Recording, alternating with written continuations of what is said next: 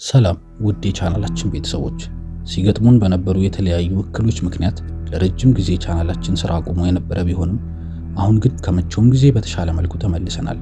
እናም የብዙዎቻችሁ ጥያቄ የነበረውን ሎስት ተከታታይ ፊልም ካቆመበት ክፍል 10 ከዛሬ ጀምሮ የምናቀርብላችሁ መሆናችንን እንገልጻለን። ቻናላችንን ሰብስክራይብ በማድረግ የቻናላችን ቤተሰብ ይሁኑ። ይህ ኤፒሶድ የሚጀምረው ክሌር አይኖቿን ስትገልጥ ነው። የሚያለቅስ የህፃን ልጅ ድምፅ ከሩቅ ይሰማታል። ክሌር ፍርሃት ይወጣታል፣ ምክንያቱም ስትነቃ እርጉዝ አልነበረችም። ሲያለቅስ የሚሰማትን ህፃን ልጅ ለመፈለግ ትጀምራለች። ወቅቱ ምሽት ላይ ቢሆንም ክሌር ወደ ጫካው ትገባለች። ከፊት ለፊቷም ጆን ሎክን ታገኘዋለች። እርሱም ክሌር ሁሉንም ነገር አበላሽተሻል፣ ኃላፊነትሽን አልተወጣሽም፣ በአንቺ ምክንያት ሁላችንም ዋጋ ከፍለናል ይላታል። ክሌርም ስለምን እንደምታወራ አልገባኝም ትለዋለች። ጆን ቀና ብሎ ሲመለከታት አንድ አይኑ ጥቁር፣ አንደኛው አይኑ ደግሞ ነጭ ሆኖ ነበር። ክሌር በመደንገጧ ጆንን ጥላው ሲያለቅስ ወደሚሰማት ህፃን ልጅ ትሄዳለች። ከዛም አንድ የህፃን ልጅ አልጋ ታገኛለች። ጠጋ ብላ ስታይም የተንጠለጠሉ መጫወቻዎች አውሮፕላን ታያለች። ከነሱ ውስጥ አንዱ አውሮፕላን ኦሺያኒክ ይል ነበር፣ ማለትም የተከሰከሱበት አውሮፕላን ማለት ነው። ከዛም ክሌር አልጋው ላይ ያሉትን ፎጣዎች ህፃኑን ልጅ ለማግኘት ስትል ማንሳት ትጀምራለች። ነገር ግን ያገኘችው ህፃኑን ሳይሆን ደም ብቻ ነበር። እጆቿም በደም ይጨማለቃሉ። በዚህም አስፈሪ ህልም ደንግጣ እየጮኸች ትነቃለች። ከጎኗ ቻርሊ ነበር። ተረጋጊ፣ ያየሽው መጥፎ ህልም ብቻ ነው እያለ ክሌርን ለማጽናናት ይሞክራል።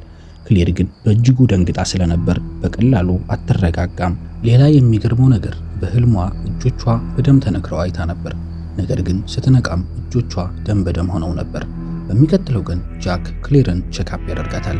እንደ ጃክ እምነት ይህ መጥፎ ህልም ብቻ ነው። እጆቿ የተጎዱት ምናልባት ህልሙን በምታይ ጊዜ ራሷን አቁስላ ሊሆን እንደሚችል ይነግራታል። በመቀጠል ጃክ እዚህ ፕሌን ላይ ከመሳፈሯ በፊት የልጇን ጤንነት አስመርምራ እንደነበር ይጠይቃታል። ክሌርም አዎን ተመርምረን ነበር፣ ልጁም ጤነኛ ነው ትላለች። ቀጥሎም ላለፉት 3 ቀናት ምን በልተሻል ይላታል። ክሌርም የታሸገ ስጋ እንዲሁም ሙዝ ትለዋለች። ከአደጋው የተረፉት ሰዎች ላለፉት ቀናት ተመሳሳይ ምግቦችን ሲበሉ ነው የቆዩት። ጆን ሎክ የሚያድንላቸውን ከርከሮ እንዲሁም በየተራ ፈልገው የሚያገኟቸውን ፍራፍሬዎች። በዚሁ ቀን ጃክ ወደ ባህር ዳርቻው ያቀናል። ባህር ዳርቻውም ላይ ኬትን ያገኛታል። የጃክና የኬት ፍቅር ታሪክ መሃል ላይ እንደተንጠለጠለ ነው። ኬት እንዴት ወደዚህ መጣህ ትለዋለች። ጃክም ለእርጉዟ ክሌር አሳ ለማጥመድ እንደመጣ ይነግራታል። እንዲሁም የክሌር መውለጃ ጊዜ በጣም ተቃርቧል። ጃክ እሷን ያለምንም ችግር ለማዋለድ የሚያስፈልጉ የሕክምና ቁሳቁሶች ባለመኖራቸው ሐሳብ ገብቶታል። በመቀጠል ጫካ ውስጥ ክሌር ወዳለችበት ቻርሊ ይመጣል። ቻርሊ ከሁሉም በተሻለ ክሌርን ይንከባከባታል። እናም በዚህ ጊዜ ከጎኗ የቤተሰብ አካል ወይም የምታውቀው ጓደኛ ምናምን አለመኖሩ ከባድ ቢሆንም እሱ ግን ሁሌም ከጎኗ እንደሆነ ይገልጽላታል። ከዛም ትንሽ አውርተው ቻርሊ ወደ ሌላ ቦታ ይሄዳል። ምሽት ላይ ክሌር በተኛችበት አንድ ሰው ወደ እሷ በመምጣት አፏን በማፈን ሆዷን በጩቤ ለመውጋት ሙከራ ያደርጋል። በዚህ ቅጽበት በድንጋጤ እጁን በመንከስ መጮህ ትጀምራለች። ጩኸቷን የሰማው ሁሉ ወደ ክሌር ይገሰግሳል። ክሌርም እኔን ልጄን ለመጉዳት የሚፈልግ ሰው አለ፣ ይገለኝ ነበር ትላቸዋለች። እነ ጃክም እሷን ካረጋጓት በኋላ ክሌር ላይ ጉዳት ሊያደርስ የነበረውን ሰው ጊዜ ሳያጠፉ መፈለግ ይጀምራሉ። በዚህ መሃል ሃርሊ ጃክን እዚህ ደሴት ላይ ከመጣን ቀናቶች ተቆጥረዋል። ነገር ግን አሁንም ማን ምን እንደሆነ እርስ በራሳችን እንኳን በቅጡ አንተዋወቅም። እኔ እንደሚመስለኝ ከዚህ በኋላ ግን እርስ በርስ መተዋወቅ አለብን። ማን ምን እንደሆነ፣ ትክክለኛ ስማችን ማን ነው፣ ከዚህ ቀደም ምን እንሰራ ነበር የሚለውን መተዋወቅ ግዴታ ነው ይለዋል። ጃክም አንተ ይህን ነገር ማጣራት ከፈለክ ከነገ ጀምሮ ማጣራት ትችላለህ ይለዋል። በሚቀጥለው ቀን ሃርሊ አንድ ትንሽ ማስታወሻ ደብተር በመያዝ እያንዳንዱን ስም በመመዝገብ ማንነታቸውንና ከዚህ ቀደም ይሰሩ የነበረውን ስራ ማጣራት ይጀምራል። ይህንን እየሰራ እስከ መጨረሻ ወደ ጆን ሎክ ይመጣል። ሃርሊም ጆንን የት ትኖር እንደነበረ ሲጠይቀውም ካሊፎርኒያ ይኖር እንደነበረ ይነግረዋል። እዚህ ፕሌን ላይ የተሳፈረበትን ምክንያት ሲጠይቀው የሆነ ነገርን ፍለጋ ፕሌን ላይ እንደተሳፈረ ይነግረዋል። ሃርሊም በመቀጠል ስትፈልገው የነበረውን ነገር አገኘኸው ብሎ ይጠይቀዋል። ጆንም አይ እርሱ አገኘኝ እንጂ በማለት ይመልስለታል። በሌላ በኩል ጃክ፣ ክሌር እና ኬት የባህር ዳርቻው ላይ እያወሩ ነው። ታዲያ እንደ ጃክ እይታ ከሆነ ክሌር ላይ የተፈጠረው ነገር ጭንቅላቷ ላይ ያለ ነገር እንጂ በእውነት የተከሰተ እሷ ላይ ጥቃት የፈጸመ ማንም ሊኖር እንደማይችል ይናገራል። ይሄ የጃክ ንግግር ለቻርሊ ደስ አላለውም። እሷ የምርም አደጋ ላይ እንደሆነች ያምናል። በመቀጠል ሃርሊ ኢተን ወደ ተባለ ሰው ይመጣል። ይህንን የምታደርገው በምን ምክንያት ነው ሲልም ይጠይቀዋል። ሃርሊም እንዲሁ የሁሉንም ሰው ማንነት ማጣራት አስፈላጊ ስለሆነ ነው ይለዋል። ከዛም ወደ ሻነንና ቡን በመሄድ ጥያቄውን ይቀጥላል። ቡንም ራስህን ለምን ታደክማለህ?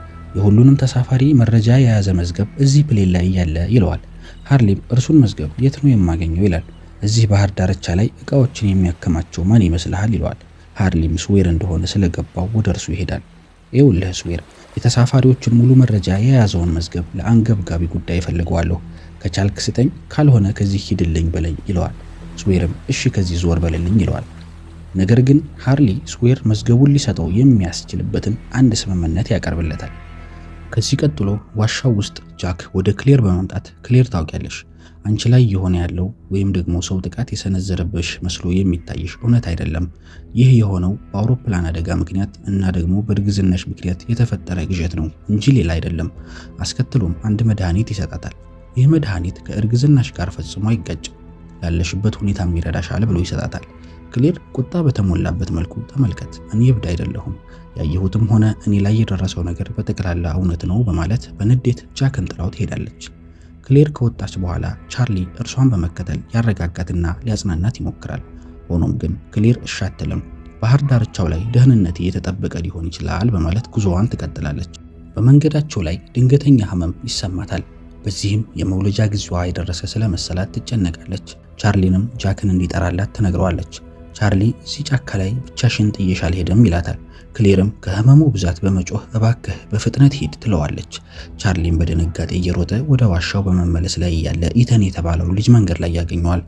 ቻርሊም እባክህ በፍጥነት ጃክን ጥራልን፣ ክሌር በእጅጉ ታማለች ይለዋል። ኢተንም ጃክ ወዳለበት በፍጥነት ይሄዳል። በዚህም ቻርሊ ወደ ክሌር ይመለሳል። ወደ እርሷ እንደደረሰም ጃኬት አለ ብላ ትጠይቀዋለች። ሰው እንዲጠራው ልክ ያለው ይላታል።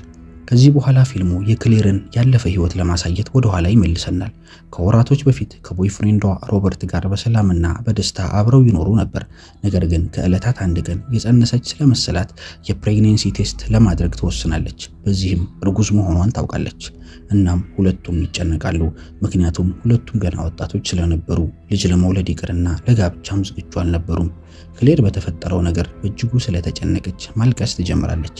በዚህም ሮበርት እሷን ያጽናናታል። ሁሉም የተፈጠረው ለበጎ ነው፣ ልጁን ልናሳድገው ይገባል ይላታል። በዚህም ልጁን ለማሳደግ ይወስናሉ። በሚቀጥለው ቀን ጓደኛዋ ክሌርን አንድ የወደፊቱን የሚናገር አዋቂ ጋር ትወስዳታለች። በዚህም ደስተኛ ትሆናለች። አዋቂውም የወደፊት ዕጣ ፈንታን ለመናገር ሁለት እጆቿን ይይዛል። እጆቿን ይዞ ጥቂት እንደቆየም ፊቱ ላይ ከፍተኛ ፍርሃትና ድንጋጤ ይታይበታል። እናም ከዚህ ቦታ ለቃ እንድትሄድ በፍርሃት ተውጦ ይነግራታል። ከተወሰኑ ቀናቶች በኋላ ሮበርት ገና ልጁ ሳይወለድ ኃላፊነት እየበዛብኝ ነው፣ ስራዬስ ህልሜስ ምን ሊሆን ነው አልቻልኩም ይላታል። በዚህ ተልካሻ ሰበብም ቃሉን አጥፎ ጥሏት ለመሄድ ይወስናል። ሚስኪኗ ክሌርም ከሃዲው ቦይፍሬንዷን በእጅጉ ታዝንበታለች። ከዚህ በኋላ ክሌር ወደ አዋቂው ተመልሳ ትሄዳለች። የዛን ጊዜ የደነገጥከው ቦይፍሬንድ ጥሎኝ እንደሚሄድ ስላየህ ነው አለች። እርሱ ግን እኔ ከዛም የከፋ ነገር ነው ያየሁት ይላታል። በአሁኑ እስኪ ምናልባት ነገሮቹ ተስተካክለው ሊሆን ይችላል ትለዋለች። እርሱም በድጋሚ የክሌርን እጆች ይይዛል። እጆቿን እንደያዘም ጭንቀት ውስጥ ይዋጣል። ምን እያየ እንደሆነ በመሃል ብትጠይቀውም በግልጽ ሊነግራት አልቻለም። አንድ ነገር ብቻ ለክሌር ይነግራታል። አሁን የምነግርሽን ከልብ አድምጪኝ። ይህንን ልጅ አንቺ ብቻ ነሽ ልትጠብቂውና ልታሳድጊው የምትችይው፣ እንዳትረሺ። ይህንን ማድረግ ካልቻልሽ ግን በሁለታችሁም ህይወት ውስጥ እጅግ በጣም መጥፎ ነገር ይከሰታል። ይህንን ልጅ ለሌላ ሰው አሳልፈሽ እንዳትሰጪ ብሎ ያስጠነቅቃታል። ክሌር ግን ይህንን ልጅ ለማደጎ ቤት መስጠት ነው የምፈልገው፣ ምክንያቱም ብቻዬን ማሳደግ አልችልም፣ ህይወቴን አስተካክዬ መምራት አለብኝ በማለት ያን ቤት ለቃ ትሄዳለች። ከዚህ ክስተት በኋላ ለአንድ ወራት ያክል ያለማቋረጥ ወደ ክሌር በመደወል ልጁን ለማደጎ ቤትም ሆነ ለሌላ ሰው አሳልፋ እንዳትሰጥ ይለምናታል። ግን ክሌር የሱን ንግግር አንዱንም አትቀበልም። ከዛም አንድ ቀን ልጁን በጉድፍቻ ለሚያሳድጉ ሁለት ጥንዶች ለመስጠት በጠረጴዛ ዙሪያ ትቀመጣለች። አስፈላጊዎቹ ወረቀቶች ሁሉ ጠረጴዛው ላይ ተቀምጠዋል። ክሌር በልጁ ምትክ የመኖሪያ ቤትና ገንዘብ ታገኛለች። የቀረው የሷ አንድ ፊርማ ብቻ ነው። ለመፈረምም ስትሞክር እስክሪብቶው አልጽፍ ይላታል። በዚህ መሃል አዋቂው የነገራት ነገሮች ትዝ ይላታል። ሌላ እስክሪብቶ ተቀብላ ልትፈርም ስትል አሁንም እስክሪብቶ አልሰራ ይላታል። በዚህ ሰዓት ሐሳቧን በመቀየር መፈረሙን በመተው ወደ አዋቂው ቤት ትሄዳለች። እዛም ምን ማድረግ እንዳለባት እንዲነግራት ትጠይቀዋለች። እርሱ ወደ ሎስ አንጀለስ መሄድ እንዳለባት ይነግራትና የመሳፈሪያ የተወሰነ ገንዘብም ይሰጣታል። በመቀጠልም እዛ እንደደረሰች ለምታገኛቸው ጥንዶች ልጁን መስጠት እንዳለባት ይነግራታል። በዚህን ጊዜ ክሌር ግራ ይገባታል። ምክንያቱም ይህ ሰው ለረጅም ጊዜ ልጁን ከእርሷ ውጭ ለማንም መስጠት እንደሌለባት ሲነግራት ነበር። በመቀጠልም አንድ የአውሮፕላን ትኬትም ይሰጣትና ቶሎ እንድትሄድ ይነግራታል። እርሷም ትኬቱን ተቀብላ ትሄዳለች። እናም ይህን ክሌር የተሳፈረችበትን አውሮፕላን ነበር አደጋ የደረሰበት። ከዚህ በኋላ ፊልሙ የክሌርን ታሪክ አስቃኝቶን አሁን ወዳሉበት ይመልሰናል። ክሌር ከቻርሊ ጋር ተቀምጣ ስላለፈው የአዋቂው ታሪክ ታወራለች። ቻርሊም በእንደዚህ አይነት ነገሮች እንደሚያምንና አዋቂው ይህን አደጋ እንደሚያደርስባት እያወቀ እንደላካት ይነግራታል። ለክሌር የቻርሊ ይህ ንግግር ትርጉም ይሰጣታል። አዋቂው ሁሉን እያወቀ እንደላካት ታስባለች። ነገር ግን ለምን የሚለው ጥያቄ ውስጧ ላይ ኮሽታ ይፈጥራል። በጫካው በሌላ በኩል ሰኢድ በደረሰበት ጉዳት ቆስሎ ጉዞውን ቀጥሏል። በስከ መጨረሻም ዋሻው ጋር ይደርሳል። እንደደረሰም ወዲያው ወደ ጃክ በመምጣት ጃክ እዚህ ደሴት ላይ ብቻችንን አይደለንም ይለዋል። ቀጥሎም ሃርሊ በፍጥነት ወደ ዋሻው በመምጣት እዚህ ፕሌን ላይ የተሳፈሩ ሰዎችን ስም ዝርዝር እንዳገኘውና እዛ ሊስት ላይ አንድ ሰው እንደሌለና ያም ሰው ቀደም ሲል ሃርሊ ሲጠይቀው የነበረው ኢተን የተባለው ሰው መሆኑን ለጃክ ያስረዳዋል። ይህ ሰው አውሮፕላኑ ላይ እንዳልተሳፈረና ቀድሞም ደሴቱ ላይ እንደነበረ ይነግረዋል። ከዚህ በኋላ ወደ ዋሻው በመመለስ ላይ ያሉትን ቻርሊና ክሌርን እናያለን። መንገዳቸው ላይ ጸጉረ ልውጡን ኢተንን ያገኙታል። ቻርሊም ጃኬት አለ ብሎ ይጠይቀዋል። ኢተን ግን ካለበት ቦታ ቀጥ ብሎ ቆሞ መልስ አይሰጥም። ይህ ኤፒሶድም እዚህ ላይ ይጠናቀቃል።